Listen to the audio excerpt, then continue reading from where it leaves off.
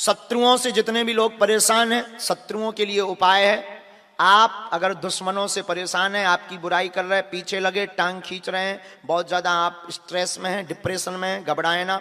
आप सरसों के तेल का दीपक हनुमान जी के मंदिर में जला दें अखंड 3 दिन के लिए, और प्रतिदिन आप मंदिर जाकर के और अपने ऊपर से एक एक सुपारी का उसारा मतलब उतारा करके आते समय मंदिर की तरफ ऐसे पीछे के पीछे छोड़ दें।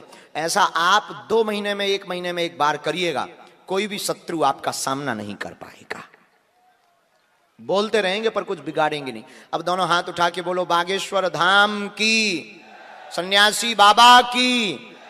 बागेश्वर धाम कौन कौन आ रहा है? हमसे मिलने के नाम पर किसी भी दरबार में, हमसे पर्चा बनवाने के नाम पर किसी भी प्रकार का शुल्क, फीस, दक्षिणा ना दें। बागेश्वर धाम दरबार निशुल्क था, है, और जब तक हमारे तन में प्राण रहेंगे तब तक निशुल्क रहेगा। किसी को भी कोई शुल्क, आपको फीस देने की आवश्यकता नहीं है। और बालाजी आपके साथ हैं। अब जो है प्रेतराज सरकार के दरबार का हम उपाय कर देते हैं, तब तक हम कीर्तिदान जी का वो मोर वाला भजन सुन लेते हैं। आइए दोनों हाथ उठाओ, बोलो बागेश्वर धाम की। जाओ जितने लोग भी यहां। अच्छा कल कौन कौन नहीं आएगा? दोनों हाथ उठाओ। ओ उल्टा हो गया। आएगा कौन कौन?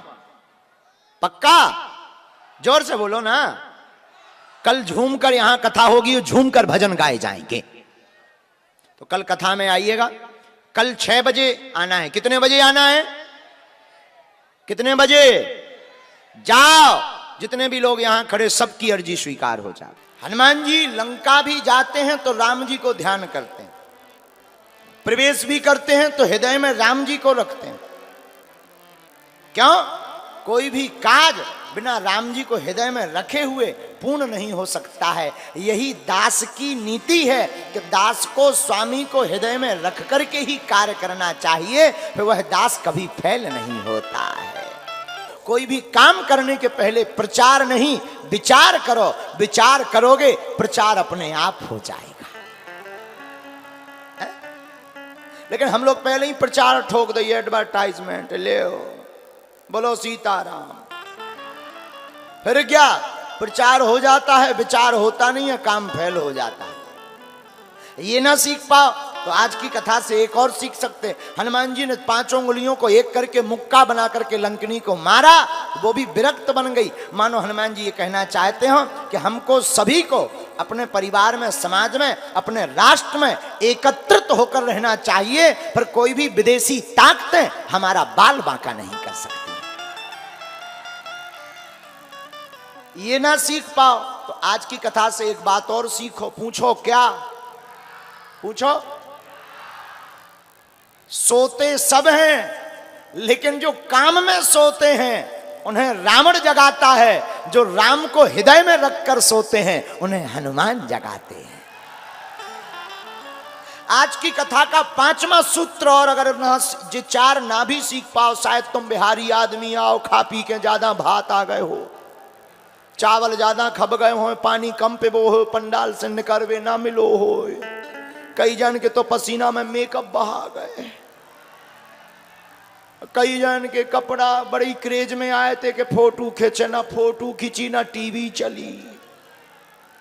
कई लोग तो अच्छा, कई लोग हमने देखे हैं, कई लोगों की भक्ति बड़ी अद्भुत होती है कि उनके सामने कैमरा जाएगा, वो भी सीताराम सीताराम सीताराम सीताराम, और कैमरा ना जाए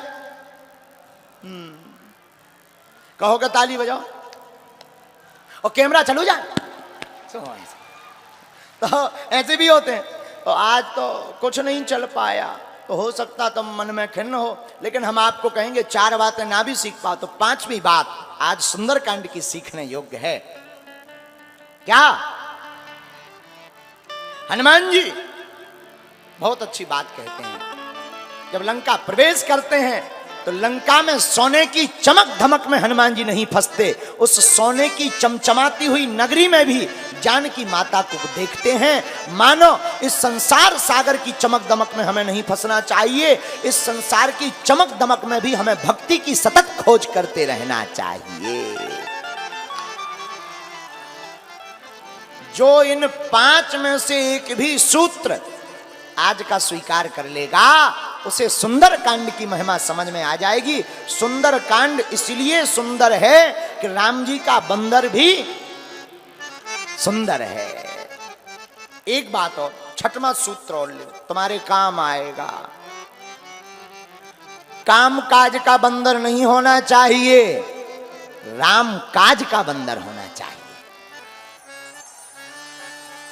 काम काज का बंदर केवल बंदर होता है, राम काज का बंदर भी सुंदर कांड की तरह सुंदर होता है।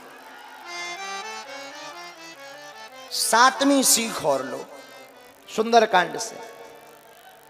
घर में संकट हो, ऊपरी बाधा हो, हनुमान जी की कृपा पानी हो, तो आप लोग शनिवार अथवा मंगलवार को लाल पटे के ऊपर, एक पटा के ऊपर लाल कपड़ा बिछाकर उस पर राम दरबार का चित्र रख के दीपक जलाकर आप प्रातः काल 9 बजे से 2 बजे तक अथवा रात्रि में, मध्य रात्रि में सुंदर कांड का पाठ राम जी को बुला करके सुनाइए।